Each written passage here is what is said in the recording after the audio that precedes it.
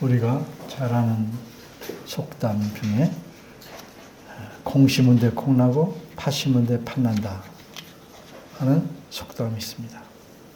그런데 사람들은 이런 사실을 어떻게 알았을까요?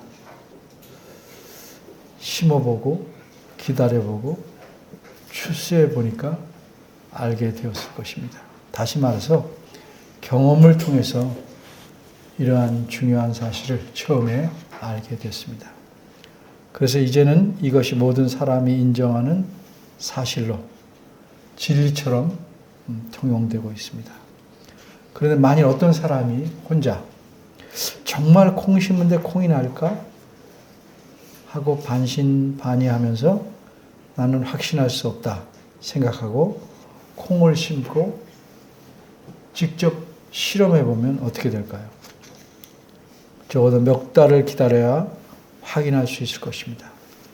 그렇게 확인하고서야 정말 그러네 라고 인정한다면 그나마 다행이지만 그래도 그 사람은 적어도 몇 달을 낭비한 셈입니다.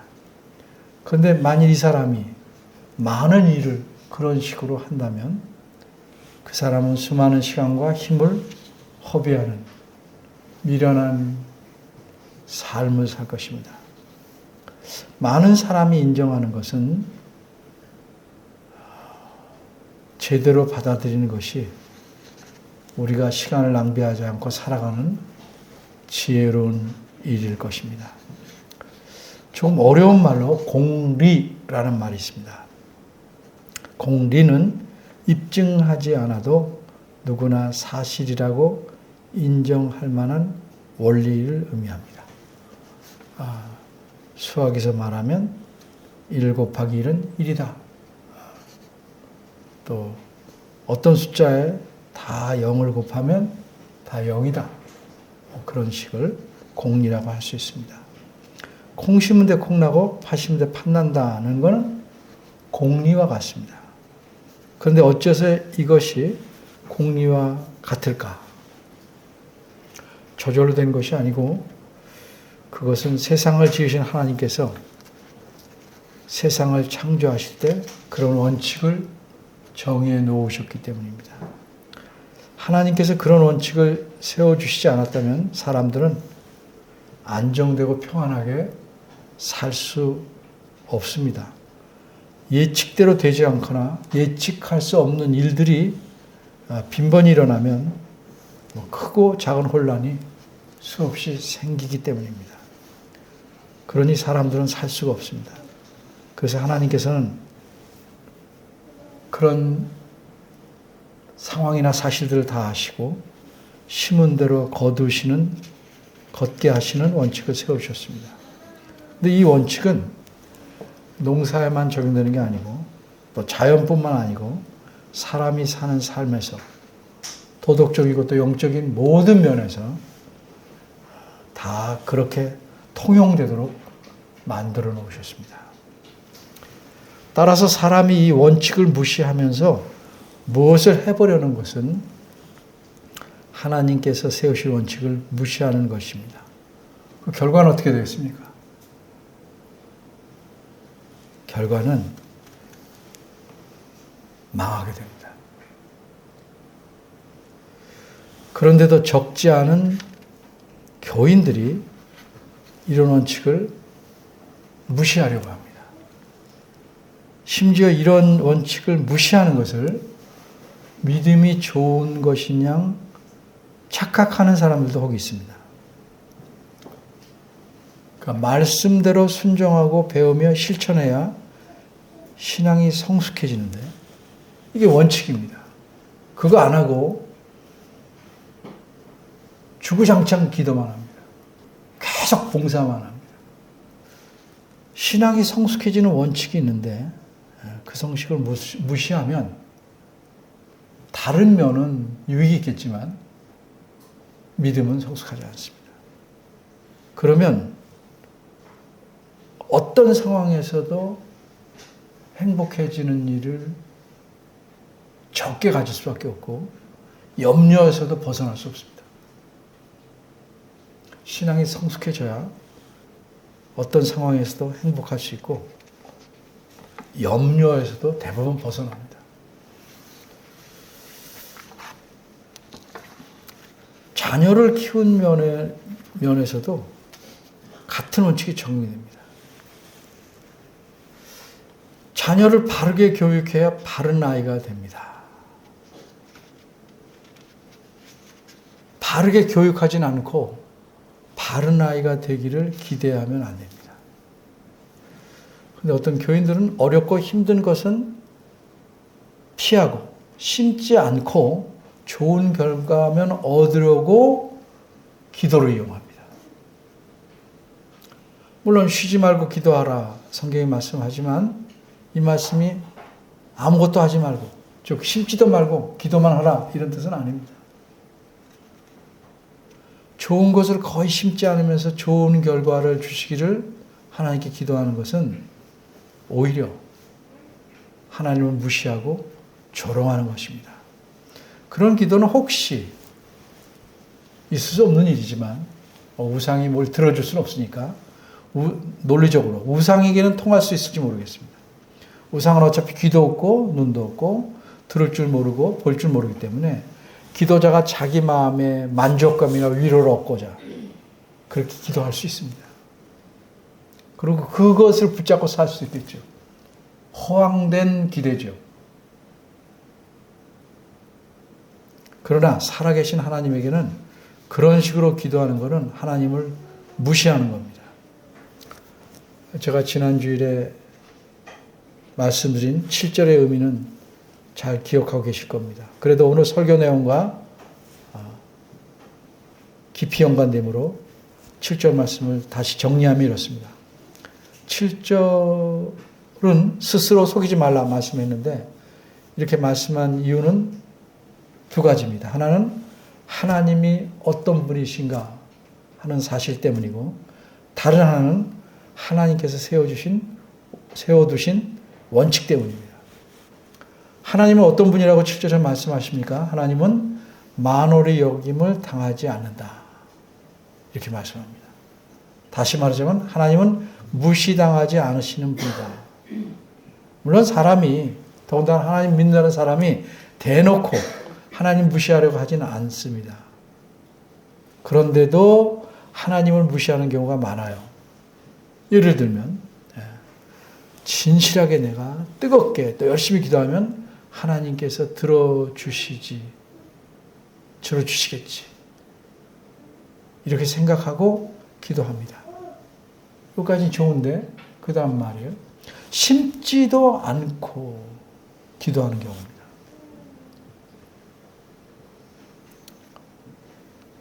그런데 이렇게 기도하는 것이 어떻게 하나님 무시하는 것입니까? 그 까닭은 하나님께서 세워놓으신 원칙, 그 원칙을 무시하는 것이기 때문입니다.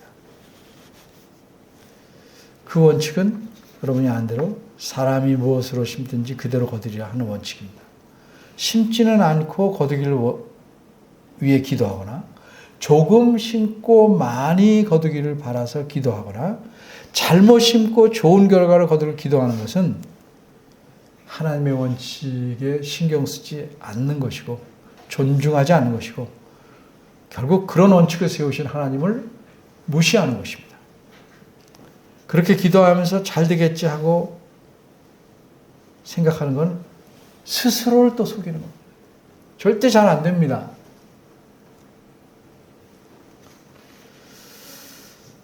사람이 무엇을 심든지 그대로 거두려는 원칙은 하나님을 모르는 사람들도 자연에서 배워서 속담으로 표현했어요. 콩 심은 데 콩 나고 팥 심은 데 팥 난다. 이것을 한자 사자성어로는 종과 득과라고 표현할 수 있습니다. 종과 득과. 오늘 설교 제목인데요. 이 말은 글자 그대로는 이런 뜻입니다. 과는 오이 과자입니다. 그래서 오이를 심으면 오이가 난다. 이런 뜻입니다. 종과 득과. 오늘 본문에는 세 개의 권면이 들어 있습니다. 그래서 본문을 세 가지로 살펴보겠는데 오늘은 첫 번째 권면만 생각해 보려고 합니다. 첫 번째 권면은 무엇일까? 이 권면은 8절에 있습니다. 그 권면은 첫째, 목적에 관한 권면입니다. 8절은 씨를 어디에 심든지, 어떤 목적으로 심는지에 관해 말씀합니다. 다시 말해서 육체를 위해서 심든지 또는 성령으로 심든지 이 두 가지 목적에 대해 말씀합니다. 그런데 이렇게 말씀하는 의도는 무엇일까? 육체를 위해 심든지 성령으로 심든지 내 마음대로 하라 하는 의도로 말씀하신 것일까? 아니라면 어떤 의도로 말씀하셨는가? 알기 위해서 예를 하나 들어보겠습니다. 어떤 사람이 산속에 있는 마을을 찾아가는 중입니다. 근데 처음 가는 길이 매우 낯설죠. 그러다 갈림길에서 마침 어떤 노인을 만났습니다. 길을 물었더니 노인이 이렇게 대답합니다. 왼쪽 길이나 오른쪽 길 어느 길로 가도 끝에서 만나니까 다 괜찮습니다. 다만 왼쪽 길은 짧지만 길이 험하고 위험하고 오른쪽 길은 조금 멀지만 안전해서 좋습니다. 이렇게 대답합니다. 자, 그러면 여러분은 이 노인이 두 길 중 어떤 길로 가기를 원한다고 생각하십니까? 어떤 길로 간다고 생각해요? 노인이 이 말하는 거 들어보니까 의도를 못 파악하십니까? 두 길 중에 내 마음대로 선택해서 가든지 말든지 네가 해라. 그런 의도로 말했다고 보기는 어렵죠. 그건 네 자유지만 왜? 고집스러운 사람들이 있으니까 내 생각에는 안전한 길로 가는 것이 좋겠다. 이렇게 대답한 거예요. 그러니까 노인의 의도는 뭐예요? 안전한 길로 가기를 권하는 겁니다. 좀 늦더라도 안전한 길로 가기를 원하는 거예요. 길은 가르쳐 주되 안전한 길로 가기를 원하는 겁니다. 8절에서도 마찬가지입니다. 두 가지 목적을 말씀했으니까 둘 중에 아무거나 택해서 원하는 대로 해라. 왜 아니고 이 말씀하는 의도는 성령을 위해서 심으라 라는 의도로 말씀한 거예요. 이처럼 8절은 씨를 심는데 어떤 목적으로 심는지 두 가지 말씀하지만 의도는 뭐라고요? 성령을 위해서 심기를 바라서 말씀한 겁니다. 근데 이 목적은요, 사람의 삶 전체를 염두에 두고 말씀한 거예요. 하나는 자기 육체를 위해서 심는 사람이 있어요. 또 하나는 성령을 위해서 심는 사람이 있어요. 그럼 여기서 육체는 무엇일까? 그래서 육체는 단지 몸을 가리키는 건 아니에요. 성경에서 육체라고 낱말을 쓸 때는 크게 두 가지 낱말을 사용해요. 예수님께서 자기 육체를 바치셨다 할 때는 그건 몸입니다, 진짜. 그러나 몸이 아닌 다른 어떤 것을 가리킬 때도 육체라는 낱말을 씁니다. 근데 이게 원어에서는 구분이 돼요. 그래서 원어에 대해 좀 설명하겠습니다. 원어에서는요, 육체를 나타내는 주된 낱말이 두 가지입니다. 하나는 몸을 뜻하는, 몸을 중심으로, 사람 뜻하지만 육체라는 걸 가리키는 낱말입니다. 우리 모두 신약성경 원어를 헬라어를 좀 공부했으니까 조금 읽을 줄 알죠? 그 낱말을 제가 보여드리겠습니다. 그러면 이 헬라어를 어떻게 읽어야 되겠습니까? 뭐라고 읽어야죠? 다 읽으셨습니까? 시그마, 오메가, 맴, 알렙이 아니고 알파죠. 뭐라고 해요? 소마라고 읽어요. 소마. 성경에 소마 그럴 때는 육체를 중심으로 사람을 가리키지만 육체를 가리키는 말이에요. 육체. 그런데 또 다른 한 말이 있다고 그랬죠? 요렇게 쓰인 말입니다. 뭐라고 읽을까요? 다시 시그마, 알파, 그렇죠? 네, 그다음 뭐 로, 그렇죠? 그다음 크시. 그러니까 뭐라고요? 사르크스. 사르크스. 우리말로는 좀 힘들어요. 사르크스 그런 분들인데, 사르크스. 네, 네. 소마하고 사르크스. 이 두 가지 말이 있어요. 그래도 좀 배웠으니까 이게 좋죠. 이 정도는 해야 헬라어도 히브리어도 좀 읽고 보면 이 뭐야 낯설지는 않아야 저도 설교하기도 좋고 여러분들 이해하기도 좀 도움이 됩니다. 그런데 이거는 이 8절에서 말씀하는 이 육체는요, 요겁니다. 소마가 아닌 사르크스예요. 8절에서 말하는. 이것은 몸을 뜻하는 육체와는 다른 의미를 가져요. 조금만 더 설명할게요. 우리말을 예를 들면 집과 가정을 혼용해서 쓸 수 있죠. 같은 쓸 수 있어요. 근데 구별해서 써야 할 때도 있죠. 예를 들어서 우리 집은 즐거워. 뭐 영어로 home, sweet home 할 때는 집도 쓰고 가정 쓸 수 있어요. 같이 쓸 수 있지만 우리 집 팔고 다른 곳에 이사 가자 할 때는 가정은 쓸 수 없죠. 그죠? 가정은 건물이 아니라 그 집의 본질을 이루는 사람을 뜻하기 때문이에요. 이와 비슷하게 소마와 이 사르스는 같은 뜻으로 사용하기도 하지만 사람을 가리킬 때 사람의 본질, 본성, 죄된 본성을 의미하라고 할 때는 소마를 못 써요. 뭘 써요? 이거 써요. 사르스.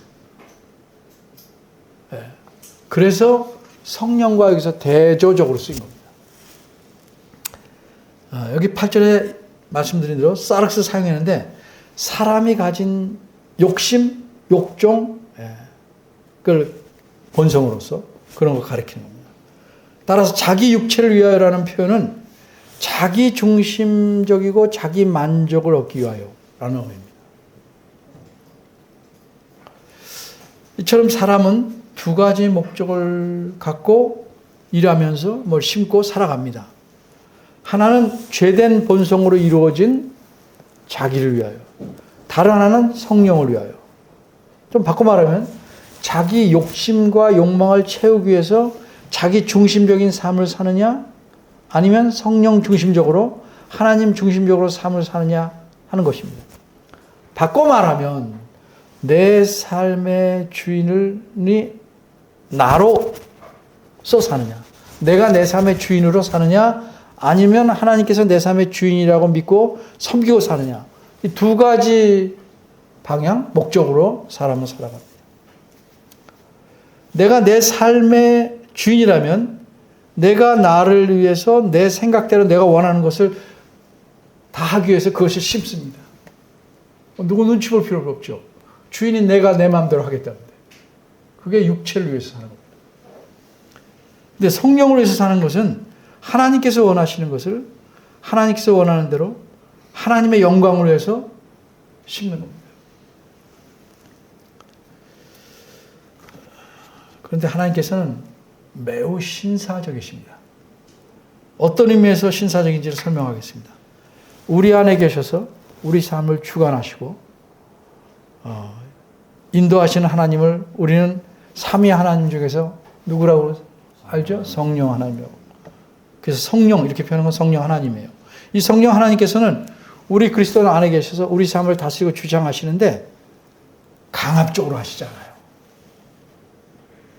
성경 말씀과 다르게 할 때 손이 나가면 손을 꺾거나 뒤로 돌아가게 하나 이러시지 않다. 강압적으로 하시잖아요. 그래서 신사적이에요. 성령 하나님은 하나님 말씀을 통해서 우리 삶을 다스립니다. 따라서 이거 아주 중요한 거예요. 하나님 말씀이 없는 자, 거의 읽지 않거나 깨닫지 않는 자, 그냥 생각 없이 장수만 채우는 이런 사람들은 아무리 열심히 있어도 하나님 뜻대로 살기가 어렵겠죠.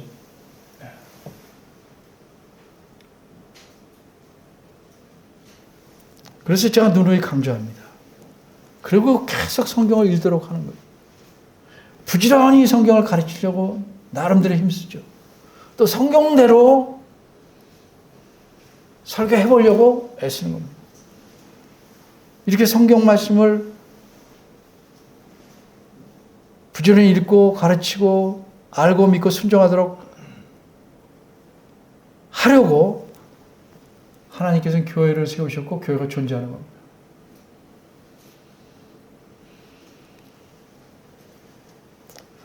근데 이제 사람들이 좀 오해하는 게 있어요. 이걸 잘 정리하셔야 됩니다. 육체를 위해 심는 것과 성령을 위해서 심는 것이 어떤 특정한 일을 하느냐에 따라 달라지는 것이라고 오해합니다. 지금은 좀 아니겠지만 저는 이런 게 많았어요. 아주 좀 극단적인 예를 들면 목회자의 일을 하라고 하는 것은 성령님을 위해서 사는 것이고 일반 직업을 갖거나 사업을 하는 것은 자기 육체를 위해서 심는 것이라고 오해하는 겁니다.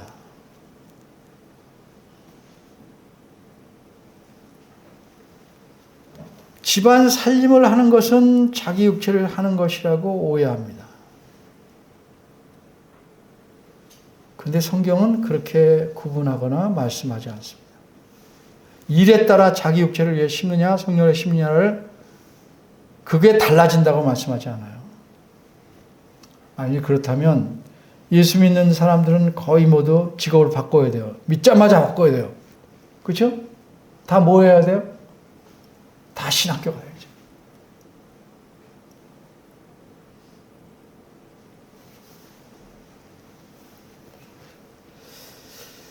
근데 이렇게 오해하고 잘못해서 그렇게 하는 사람이 있어요. 예수님 믿고 좀 시간이 지나니까 갑자기 잘 나가던 직장 그만두고 신학교 가는 사람이 있어요. 제가 신학교 선생으로 있을 때 면접하면 그런 사람이 꼭 한둘 있어요.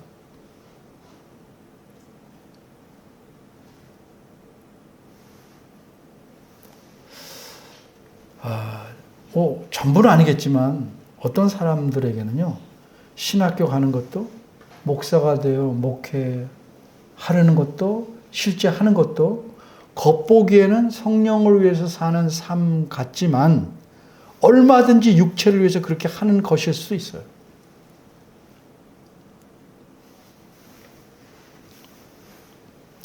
그럼 그런 사람들은 생각이 바뀌고 회개하고 깨닫지 않고는 어떻게 됩니까? 교회를 자기 이익의 도구로 생각하게 되죠. 교인은 겉으로는 뭐 집사님, 권사님 하겠지만 실제로는 마음으로는 머슴이죠. 자기 마음대로 사용하고 활용하고 이용하려고 그러죠. 처음부터 그런 생각은 안 했겠지만 중간에 성령을 위해서 심다가도 바뀔 수 있어요. 역시 전부는 아니겠지만 그런 목회자들이 세습을 하는 겁니다. 왜 세습을 해요?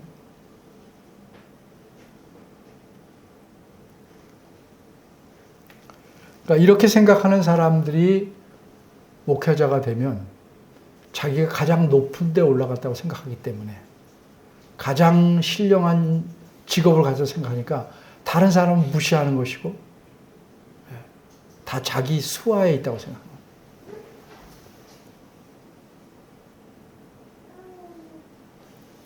그런데 그런 거 구별 못하고 그런 목회자 밑에서 행복해하는 사람들이 행복이란 말이 적당한지 모르지만 또 적지 않아요. 정말 불쌍한 현실이 많죠.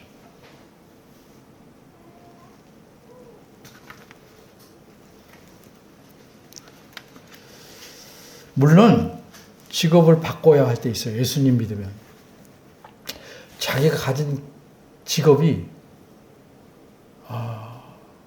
예수님 믿기 전에는 몰랐는데 믿고 나니까 사회에 다른 사람에게 유익보다는 해악을 훨씬 많이 끼치는 직업이에요.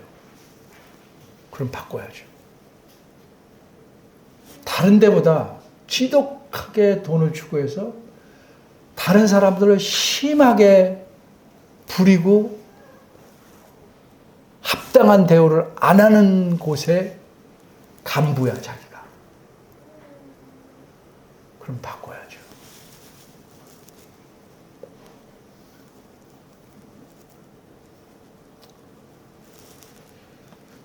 그런 경우가 아니라면 이 세상에서 백운백 좋은 일만 하는 기업이나 직장은 없겠죠. 그러나 크게 따져볼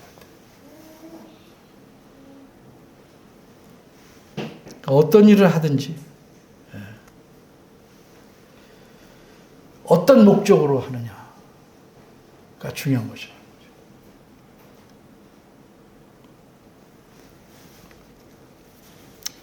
그럼 바꿔야 될 게 뭐예요? 예수님 믿으면요.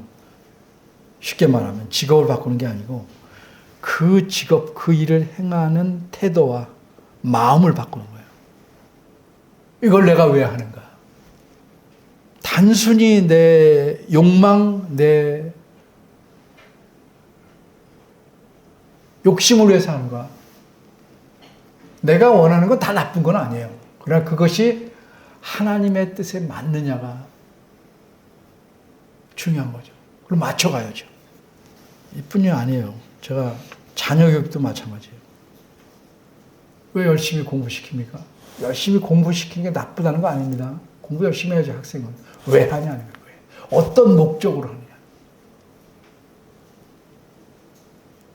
육체를 위해서 공부를 열심히 시킬 수도 있는 것이고요. 성령을 위해서 심도록 열심히 시킬 수도 있어요.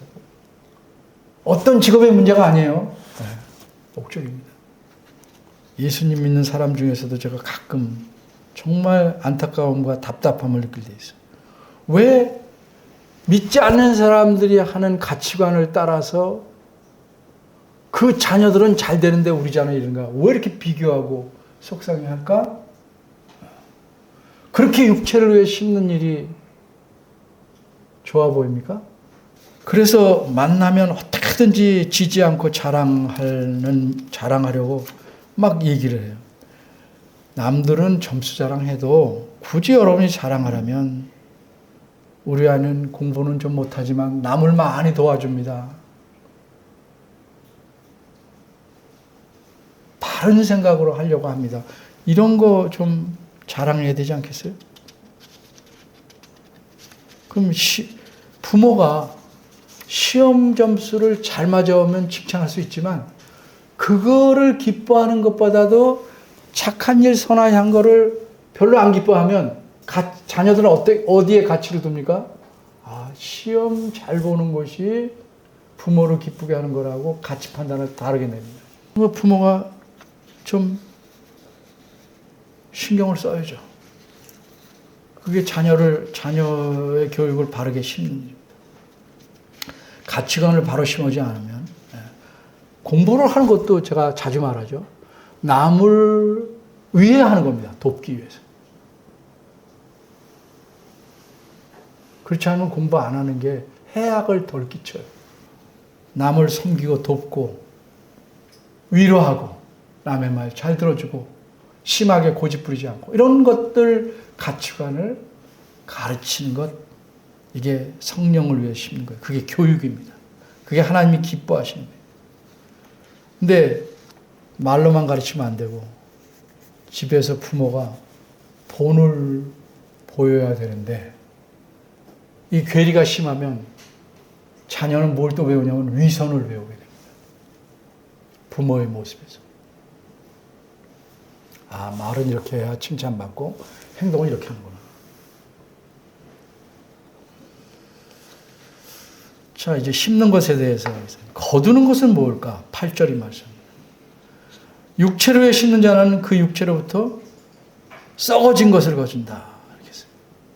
이게 좀 풀이하면 부패를 거둔다. 부패. 성령을 위해 심는 자는 영생을 얻는다. 그러니까 두 말을 대칭으로 썼어. 원어는 부패와 영생. 이게 대칭으로 쓸 때는 그 안에 들어가는 말을 다 쓰는 거예요. 백두에서 한라까지. 그리고 우리나라 전체를 말하듯이. 뭐 두만강에서 낙동강까지. 한반도 전체를 말하듯이. 낮과 밤. 이렇게. 대칭되는 두 말을 쓸 때는 그 안에 드는 모든 것을 포함하는 표현이 됩니다. 부패와 영성. 썩어질 것과 영원히 썩지 않고 존재하는 것. 이렇게 쓰고 있다. 그러니까 부패라는 건 뭐예요? 처음엔 좋은 것 같이 보이지만 썩어져 가는 것. 뭐 돈을 위해서 자기를 위해서 돈도 많이 벌고 부지런하니까 거둘 수 있죠. 근데 그것 때문에 수많은 근심과 재앙, 가족관계의 파괴, 하나님과 멀어져 버려. 허무해져. 아무것도 가져갈 수 없는데 그것에 매달리다가 결국은 아무것도 못 가지고 죽죠? 그래서 안 믿는 사람은 지금 모르겠지만 노잣돈 노주잖아요. 노잣돈.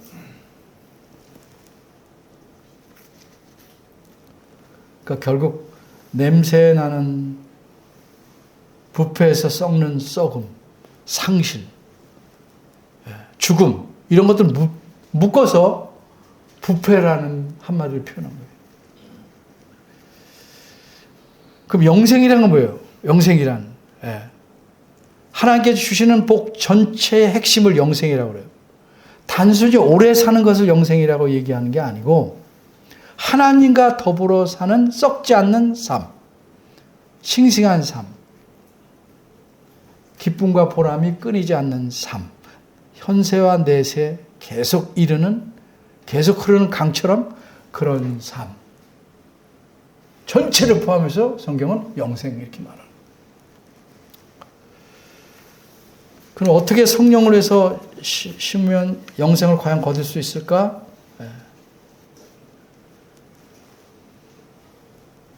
하나님이 약속하셨으니까. 자, 한 예를 들면 우리 전에 창세기 26장 이삭에 대해서 설교했는데 가뭄이 드니까 이삭이 애굽으로 가려고 그랬어요. 갈등이 많죠. 하나님이 약속한 땅인데 도저히 살 수가 없어서 애굽으로 가려고 그래요. 그래서 하나님이 막으셨어요. 그냥 마지막 내려가는 길에서 그냥 거하라. 그 아래 거했죠. 가뭄인데 파는 곳마다 우물에서 샘이 나오고 농작물이 100배나 거둬. 그래서 이방인들이 뭐라고 그래요? 당신은 하나님의 방백입니다. 라고 인정할 정도로. 이게 하나님께서 하시는 일이에요. 사람의 생각으로는, 기대로는 가질 수 없는 것, 하나님이 행하시는 일이에요. 그것을 성경은 크게 말해서 복이라고 말합니다. 심지 않았는데 생기거나 잘못 심었는데 잘 되거나 하는 걸 성경에서 복이라고 말하지 않아요.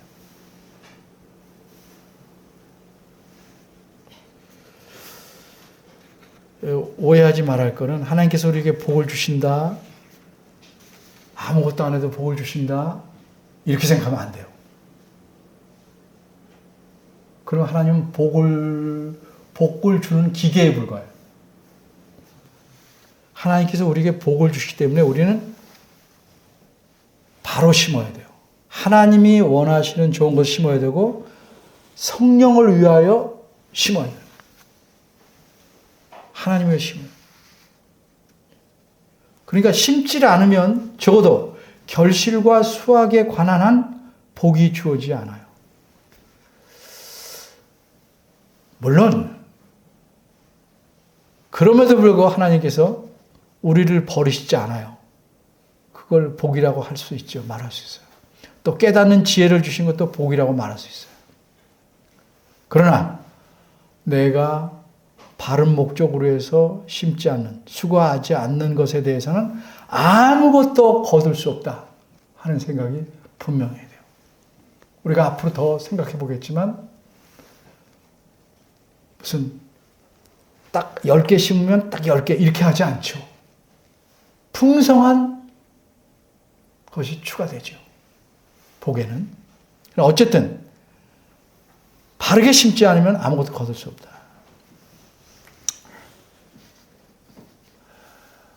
저는 그렇게 생각해요. 교회를 계속 다니면서 육체를 위해서 계속 힘내려고 하면서 복을 얻기 원한다면 허탕입니다.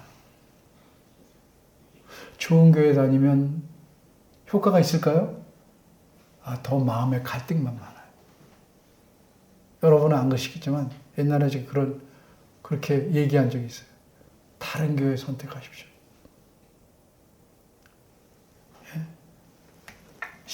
육체를 위해서 심는 일을 계속하면서 복을 얻기 원하려면, 그래서 그런 메시지 듣고 위로 얻으려면 다른 교회 선택하십시오.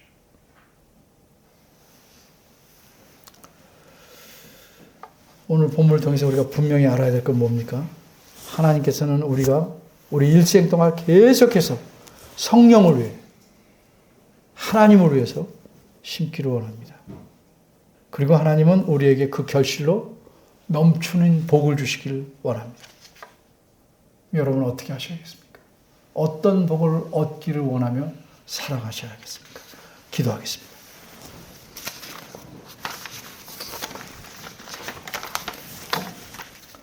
하나님, 은혜로우신 하나님, 저희의 잘못된 생각, 혹시 오해하고 착각하고 있는 것들 제하여 주시고 하나님 말씀에 잘 뿌리를 내려서 하나님께서 원하시는 삶, 하나님께서 원하시는 방법과 목적에 따라 인생을 이끌어가는 하나님의 자녀들이 되기를 원하오니 저희를 도와주시고 이끌어 주옵소서. 예수님의 이름으로 기도합니다. 아멘.